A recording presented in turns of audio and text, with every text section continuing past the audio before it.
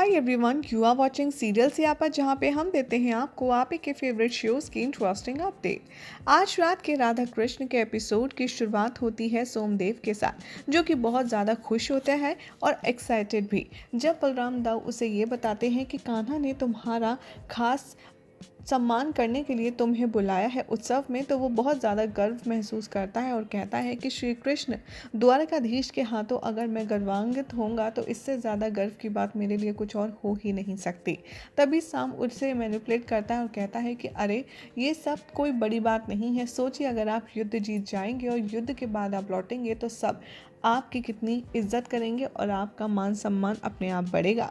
बलराम दाऊ यहाँ पर सोमदेव को मैनिपुलेट करते हुए कहते हैं कि ठीक है सोमदेव, साम सही कह रहा है, वैसे भी इतनी बड़ी बात तो है नहीं, कान्हा के हाथों सम्मानित होना, कोई बात नहीं, तुम्हारी जगह कोई और सम्मानित हो जाएगा, उसमें क्या है। और सोमदेव ये सुनकर रुक जाता है और कहता है कि नहीं साम, बलराम जी सही कह रहे हैं, द्वारकाधीश के हाथों सम्मान होना बहुत बड़ी बात है, इसीलिए मैं तुम्हारे साथ नहीं इस उत्सव में जाऊंगा द्वारकाधीश के पास। कृष्ण ये सुनकर बहुत प्रसन्न हो जाते हैं और दाऊ की तारीफ करते हुए कहते हैं कि वाह दाऊ, आप तो बहुत जल्द बहुत अच्छा काम करने लग गए, इतनी आसानी से आपने सोमदेव को मेरी बात समझा भी दी, भाई मानना पड़ेगा।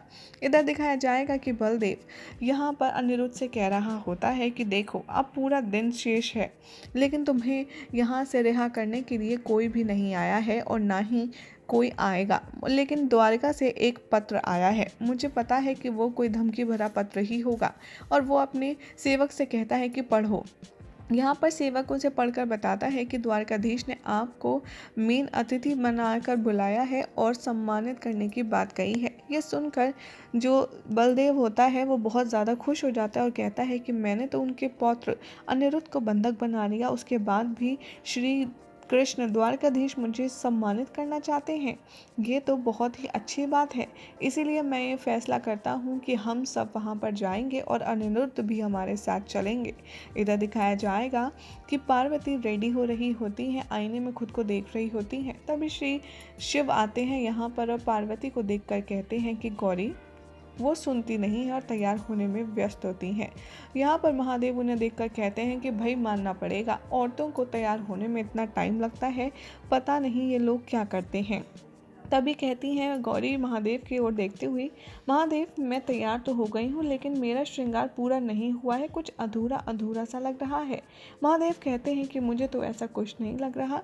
और यहाँ पर महादेव को ताना मारती हुई कहती है कि एक स्त्री का, एक पत्नी का सबका श्रृंगार तब तक पूरा नहीं होता जब तक जिसके लिए वो तैयार हुई है उसका पति उसकी तारीफ ना करे या उसके वेशभूषा पर उसकी नज़र ना पड़े। तभी महादेव देखते हैं गौरी को ऊपर से नीचे तक और कहते हैं कि लो, मैंने तो नज़र भी डाली और मैं तुम्हारे लिए कुछ खास भी लाया हूँ। और महादेव पुष्प का गजरा भेंट करते हैं माँ गौरी को, जिसे देखकर वो बहुत खुश हो जाती हैं और कहते हैं महादेव की लो, मैंने तुम्हारे लिए अपने हाथों से बनाया है और ये मैंने श्री कृष्ण से ही सीखा है, अब मैं भी उनसे थोड़ा बहुत प्रेम तो सीख ही गया हूँ। माँ पार्वती कहती हैं कि आप इस गजरे को देखते ही रहेंगे, इसकी सुगंध लेते ही रहेंगे या फिर मेरे बालों में लगाएंगे भी। महादेव यहाँ माँ गौरी के बालों में गजरा लगाते हैं और उनकी और भी ज़्यादा तारीफ करते हैं। और यहाँ पर दिखाया जाएगा कि द्वारिका में राधा और रुक्मिणी आमंत्रित अतिथियों का स्वागत करने के लिए द्वार पर खड़ी हो जाती हैं और धीरे धीरे सभी लोग आना शुरू करते हैं, जिसे देखते हुए रुक्मिणी कहती हैं कि राधा, हम यहाँ पर क्यों हैं? यहाँ तो श्री कृष्ण भी नहीं है और हमारा इस उत्सव में आना तो पहले से ही तय था ना कि हम नहीं आएंगे। राधा कहती हैं कि हाँ, मैं जानती हूँ कि हम इस उत्सव में नहीं आने वाले थे, लेकिन जब कृष्ण आएगा तो हम यहाँ से चले जाएंगे, क्योंकि देखो धीरे धीरे करके यदुवंशियों का आना शुरू हो गया है और उनके आदर सत्कार के लिए हमें यहाँ पर रुकना ही होगा और जब कृष्ण आएगा तो हम चले जाएंगे, तुम चिंता मत करो। और यहाँ पर गोपियाँ जो होती हैं गोलोक की, वो भी आपस में बात करती हैं और कहती हैं कि श्री कृष्ण तो दिखाई ही नहीं दे रहे और यहाँ पर उत्सव जैसा तो कुछ है ही नहीं और यहाँ पर देवतागण भी नहीं आए हैं, लेकिन श्री कृष्ण ने हमें संध्या तक रुकने को कहा है, इसलिए हमें रुकना होगा। इधर दिखाया जाएगा कि कृष्ण यहाँ पर मन ही मन कहते हैं कि आज मुझे सबको संभालना पड़ेगा और सबसे अधिक स्वयं को संभालना पड़ेगा, क्योंकि यहाँ पर राधा का जन्मोत्सव जो है, मैं कोई भी गलती यहाँ पर किसी से नहीं होने दे सकता। उधर माँ पार्वती और गौरी जो होती हैं वो आंख बंद करते हैं और द्वारका जाने के लिए चल पड़ते हैं, लेकिन वो द्वारका नहीं ब्रह्मांड में पहुँच जाते हैं, जिसे देखकर माँ गौरी कहती हैं कि महादेव, हम यहाँ पर क्यों आए हैं? हम तो द्वारका जाने वाले थे ना, इस उत्सव में सम्मिलित होने के लिए। तभी महादेव कहते हैं कि जैसी मेरे आराध्य की इच्छा, मैं तो सिर्फ उसका पालन कर रहा हूँ। अब उन्होंने यहाँ पर किस मंतव्य से बुलाया है, ये तो कुछ ही क्षणों में हमें पता चल जाएगा। इधर रुक्मणी कहेंगी कि कोई भी देवता अब तक नहीं आया है राधा, आखिर यहाँ पर हो क्या रहा है, और मुझे तो लग नहीं रहा है यहाँ कोई उत्सव होने वाला है, और तुमने सही से सबको आमंत्रित तो किया था ना। और राधा कहती है कि हाँ, मुझे तो लगा था कि सभी लोग अवश्य आएंगे और मैंने सबको अच्छे से निमंत्रण भी दिया था, लेकिन देखते हैं क्या होता है। तभी यहाँ पर यदुवंशियों का आना शुरू हो जाता है और यहाँ पर एक एक करके सभी लोग आने लगते हैं। तभी कुछ लोग आ जाते हैं और राधा से कहते हैं कि श्री कृष्ण तो कहीं नज़र नहीं आ रहे, श्री कृष्ण ने हमें यहाँ बुलाकर ये तो हमारा अपमान किया है, यहाँ पर कोई उत्सव जैसा कुछ लग भी नहीं रहा, आखिर कहाँ है श्री कृष्ण। राधा बहुत परेशान होती है, मनी मन कहती हैं कि कृष्ण आखिर तुम कहाँ हो, आ क्यों नहीं रहे।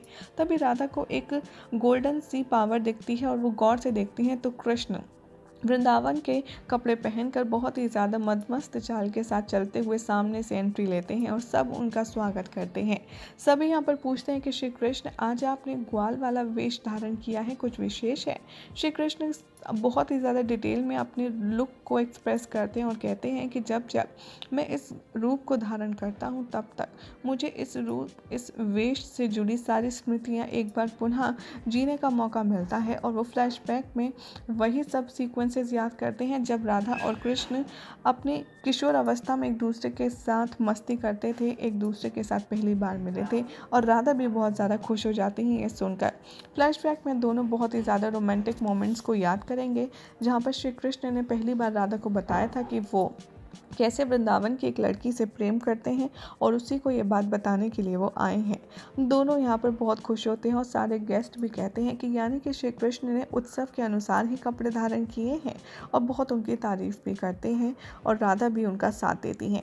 तभी यहाँ पर श्री कृष्ण से कहा जाता है कि चलिए अब तो हम आ गए हैं, अब आप इस विशेष उत्सव को आरंभ क्यों नहीं कर लेते। राधा भी कहती हैं। तभी श्री कृष्ण कहते हैं कि अरे सब आ गए हैं, लेकिन हमारे विशेष अतिथि का आना अभी बाकी है। तभी वहाँ से सोमदेव आने लगता है शाम के साथ, और बलराम दाऊ भी होते हैं और कहते हैं श्री कृष्ण कि देखिए हमारे विशेष अतिथि आ गए।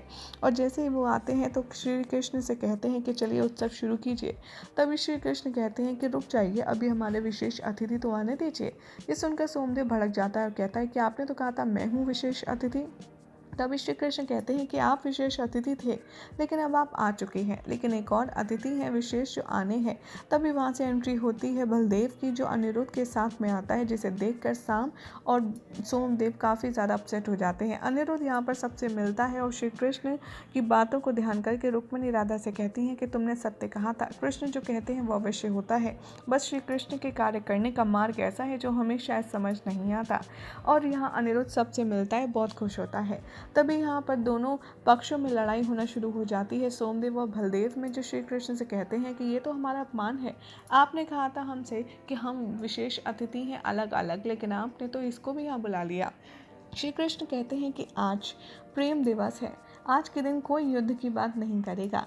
अब आप लोग सोच लीजिए कि आप एक दूसरे के साथ में मिलकर एक दूसरे की शक्ति बढ़ाकर द्वारका में राज करना चाहते हैं, या फिर अलग अलग होकर अपने कुल पर कलंक लगा कर के अपनी शक्तियां क्षीण करना चाहते हैं, क्योंकि युद्ध में सिर्फ नुकसान होता है और कुछ नहीं। और ऐसी बहुत सारी पॉजिटिव बातें करते हैं श्री कृष्ण, और प्रेम से दोनों को हाथ मिलाने का सुझाव देते हैं।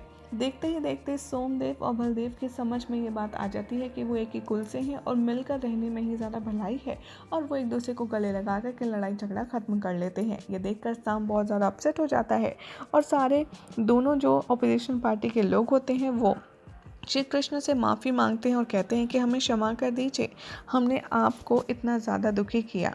यहाँ पर श्री कृष्ण कहते हैं कि नहीं, आज क्षमा मांगने का दिन नहीं है, आज तो प्रेम का दिवस है, आप सिर्फ प्रेम के बारे में बात कीजिए।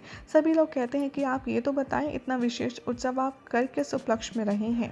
तभी श्री कृष्ण कहते हैं कि आज ही के दिन राधा ने पृथ्वी पर कदम रखा था और इसीलिए मैं ये दिन राधा अष्टमी के रूप में मनाता हूँ। और शुक्ल पक्ष की ये अतिथि हमारे लिए बहुत ही ज़्यादा गुणी रही है, और जहाँ राधा है वहाँ प्रेम है, क्योंकि प्रेम ही अपार शक्ति है और प्रेम ही राधा है। और राधा ये सुनकर सरप्राइज हो जाती है और कहती है कि कृष्ण तुम्हें याद था, मैं तो भूल ही गई थी। तो राधा को देखते हुए कृष्ण कहते हैं कि तुम्हारा जन्म दिवस मैं भला भूल सकता हूँ राधे। यही हो जाएगा आज रात के एपिसोड का एंड, जिसके बाद कल क्या होगा देखिए नेक्स्ट रिपोर्ट में। ऐसी मज़ेदार अपडेट्स के लिए चैनल को सब्सक्राइब ज़रूर करें।